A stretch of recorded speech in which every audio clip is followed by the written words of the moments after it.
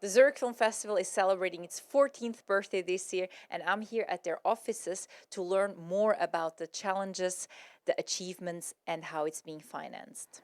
Nadja Schildknecht, you co-founded the Zurich Film Festival in 2005 together with Karl Spöri. It started very small, but within 10 years it got quite big, even surpassing all other festivals in Switzerland. How did you do that? It's a difficult question because we started it, we worked on it, we never gave up. I think we really can say that we have a great team behind us, people who really also believe in the festival, who give a lot into it, and I think all this together made it possible that the Zurich Film Festival is now really on the map. And it was not very easy for you in the beginning? No, it's still not easy. Still not? Why? It's very difficult. You know, everything changes a lot in our times. I think each business can say the same thing. Meaning the whole industry, film industry, has changed a lot in these 14 years. And also the whole finance part of the Zurich Film Festival is quite special. Some big festivals are financed totally through the government. If you look at London, for example. Other festivals get a huge support from the government, and we don't, because they were not waiting for this Zurich Film Festival, and they didn't want it to have it at the beginning. Yeah. And so for us it was quite difficult to get it financed. 7 million Swiss francs, more or less your budget? More than that? Mm-hmm. How much? Well, 7.3. Okay. Like that. Yeah. And 90% is founded by private foundings. And so, yeah, you're doing a great job. I mean, compared to other festivals that get even more funding than you do, and you're still the second biggest in Switzerland. Well, you know, the thing is, we had no chance to do it differently, and I think we have great marketing ideas, great hospitality possibilities, and I think this is something, the combination which a lot of companies like. And so they are a sponsor, in the same time they have a return of investment back.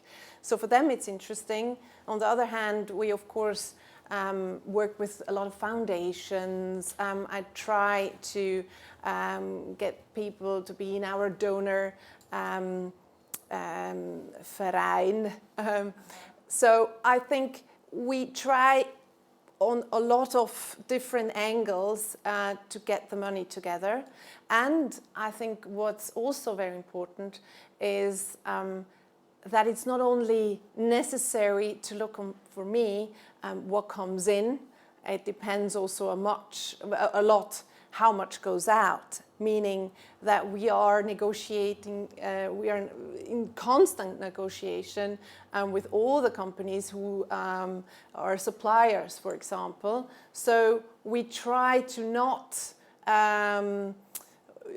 use as much money that probably people think, because all the stuff that we do for, let's say, the glamorous stuff, that doesn't cost a lot of money. And you said 7.3 million is a lot of money. Yes, it is. But if you compare it to the other festivals, it's not. So I have two difficulties. First, I have to raise quite a lot of money.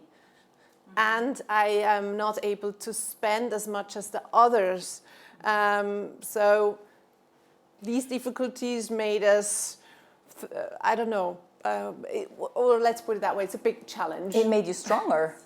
Yes, I think each year makes you stronger in a way, like all the hurdles you have to probably take are very difficult to do, but if you're managed to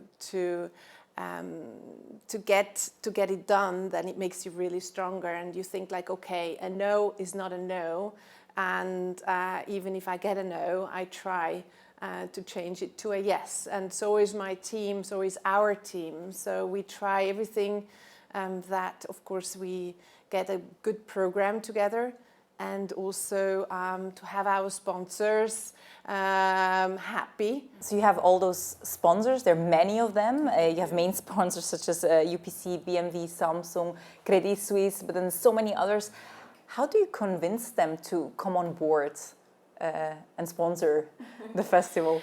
It's not that you go there and you say like, listen, I would like to have you as a sponsor, and then they say, of course, yes, and it's done.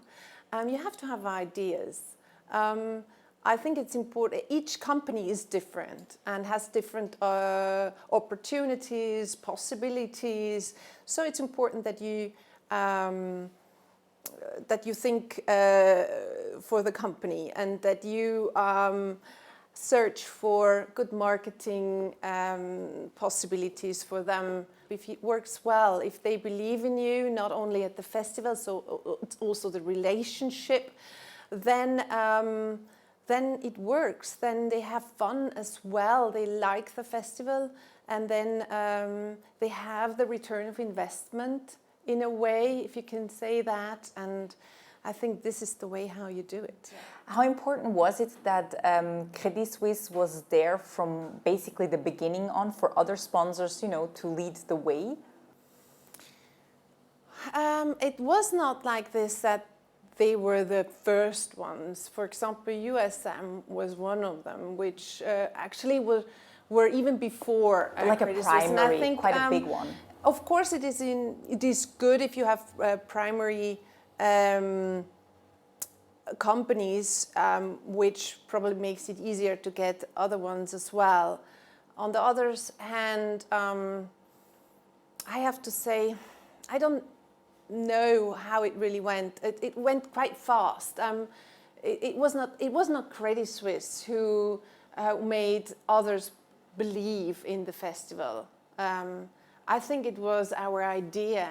It was our passion. It was what we told them that we will deliver, and that what we had delivered. So at the end, they realized, okay, she's not only talking, because I'm not somebody who likes just to talk a lot. You have to deliver. It's always something that I also say to our staff. It's like, we're here to, of course, that we have ideas in mind, but we have to deliver. So, well, the I think size that was more important. The size speaks for itself. I mean, but the pressure is high. I mean, the pressure is very high. You say the size is big, yes, but each year is a huge challenge also with the stars, with the guests that are attending the festival. You think like, okay, they have such a good reputation that it is very easy to get them. No, it's not. Because we don't have a lot of money, we don't pay them.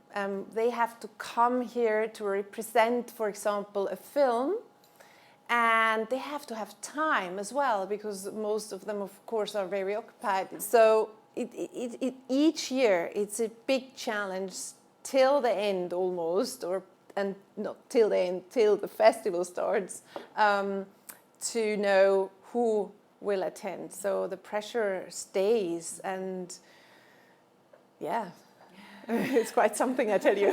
The NZZ Group bought a big part of the Zurich Film Festivals 2 years ago. They hold 52%, while Karlsruhe and you still have like 16%. And I'm wondering, why did you sell your brainchild? I think it was wise to do it in a way, because you have to look in that matter a little bit in advance. The field of sponsorship is changing, and I don't know where it goes. And it's quite something to get millions together each year.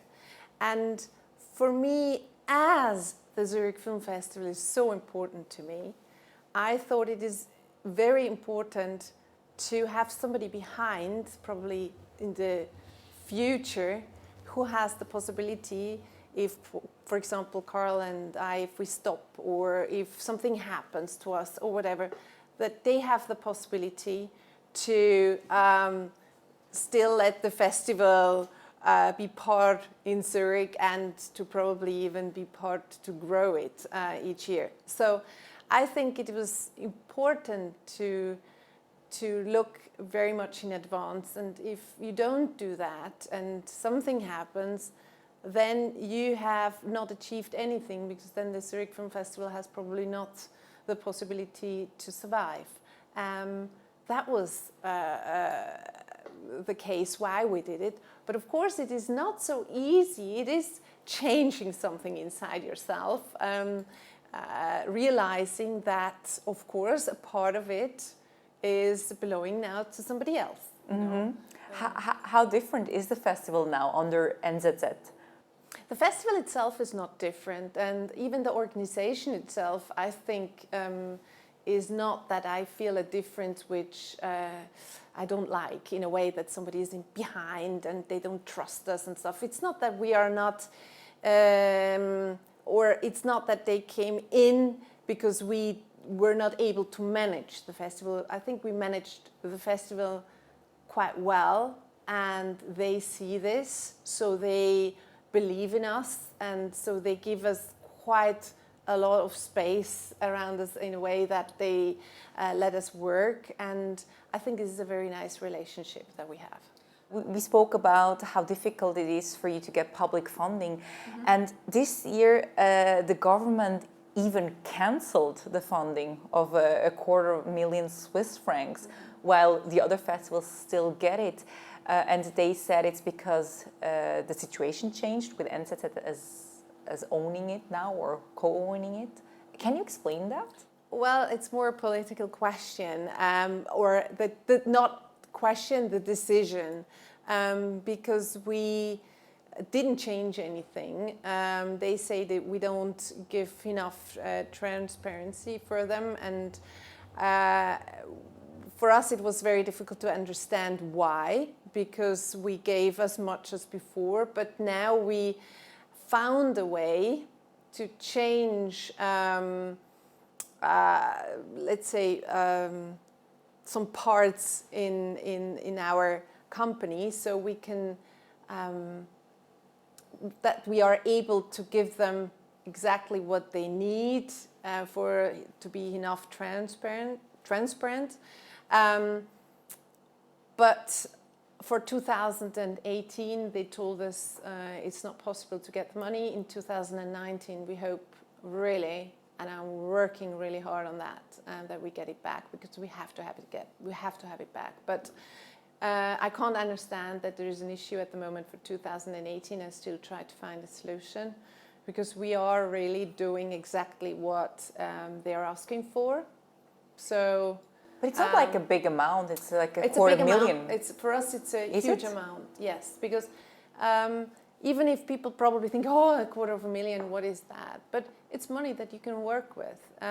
It's not that the return of investment has to be given like with other sponsors, for example. So it's money that you can invest in projects which are really more culture thinking, like master classes and stuff. It was not very easy for you at the beginning. I mentioned that to establish the festival, because even Zurich did not want to compete with other festivals such as Locarno. What changed now? What is the view, the opinion that the canton or the city has? Well, I think for them, they see that it has an impact for them, a positive one. They see that the festival is positive to the public as well, that 100,000 visitors is something. So they realize that it's popular in Zurich. And I think also they screened our program very carefully. They looked what we are doing, and they realized as well, wow, the program is quite nice. It's not only quite nice, it's actually, it has substance. It's not what people thought at the beginning, that it's only glamour and nothing behind. For me, it was always clear that we have to have the glamour, but for me, it was also very much clear that, of course, we have the substance, that we have the very good films. And first, they didn't realize. After they did realize, and then they have changed their minds. What does the festival mean to Zurich, actually? Maybe from an economic point of view?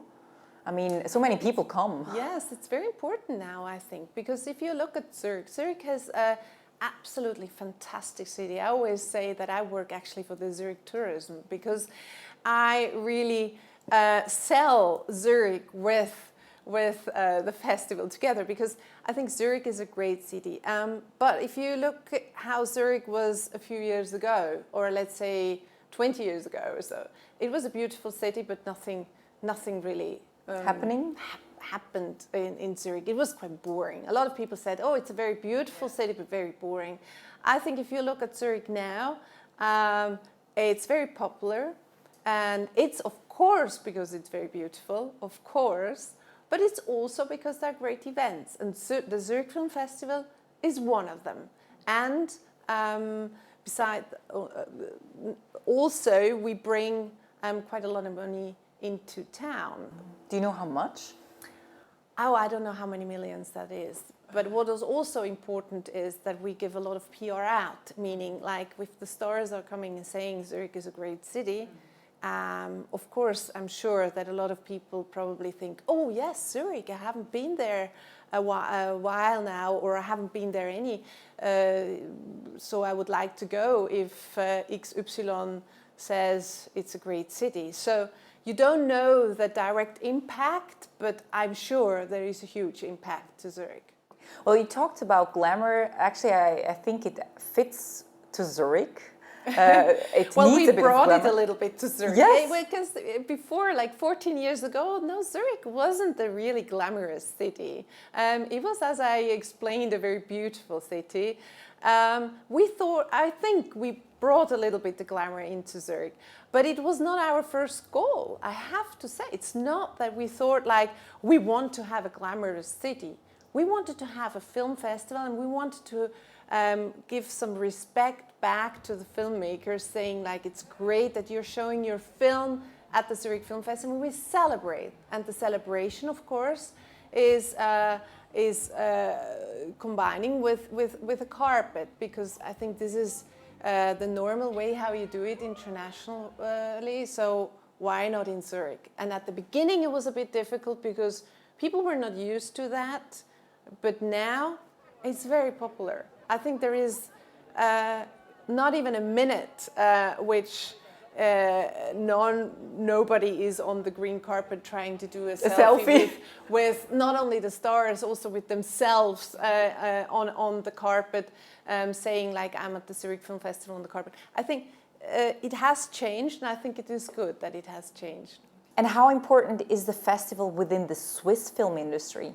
Now I think it got to a point where it is important for Swiss filmmakers to present their film not only in Locarno or in other festivals that we have in Switzerland, also at the Zurich Film Festival, because we give them an important platform into the industry of Switzerland, but also we give them a platform to present themselves to the industry international-wise. So we connect them together, and I think we achieved quite a lot in this part as well, that some co-productions were done after they have met each other at the Zurich Film Festival. You get stars coming here, you had big names that visited the festival, such as also once big producer Harvey Weinstein.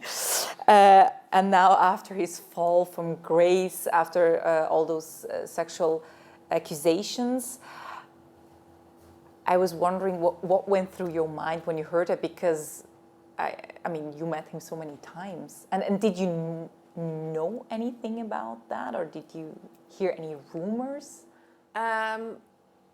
Well, you know, I don't want to go into details, but that he is a difficult personality I knew since years. Not in that matter, never with me, never with my team, never around us. But his requests, in a way, like nothing to do on this part, but just like the personality himself is not an easy one. On the other hand, I have to mention that the films that he has produced are mostly the ones that we wanted to show at the festival, because they're Some of them were perfect for us as an independent film festival. But yes, of course, it is tragic how what he has done, and I think is without saying what I think about that. As I'm a person who really push women, no matter where and in which positions and stuff. So I think I don't have to comment. And the whole Me Too movement is growing quite a lot within the film industry. And I mean, you used to work as a model before, so I was wondering. It's a long time ago. 20 years ago almost. Yeah. 20 years ago, but I was wondering if in that business, because we don't hear a lot in that business, if a Me Too movement would be needed, if you think back of how you experienced it. Well, I think it is good that women are standing up, saying like this is not okay. This Me Too whole thing is now so much in everybody's mind. Everybody is speaking about it. That is almost too much. You know, I think it is good to say no. It is good that it is important that it changes. But now it is time that women are not only saying like, oh, me too. It's important that they're saying, okay, now we have a chance to achieve more in this world, in the economy world. So let's go for it. Like, not put the head into sand, stand up, and take this chance as a chance and go for it. And I think quite some women in LA, in the film industry, in Hollywood, are doing this now. You know, the positions are changing. Women are coming more and more into positions which they have the possibility to decide important things, movies and stuff. So I think step by step, it will change a lot. The important thing is that women are going that they are going this way and not, and so we can leave this Me Too thing a little behind. It's done now. Okay. How is it for you? I mean, as you said, 20 years ago you used to work as a model, but still people always say, oh, she used to be a model. Do you think sometimes it's more difficult for you to get things done just because you're a woman?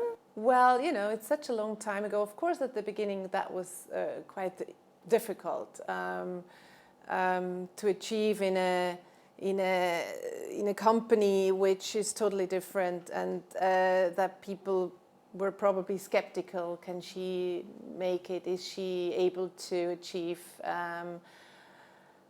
this big amount? But I think by now people who know me, they know it is not worth it to think back. It was difficult then. Now it's not even a topic anymore. I think it was a very important part in my life.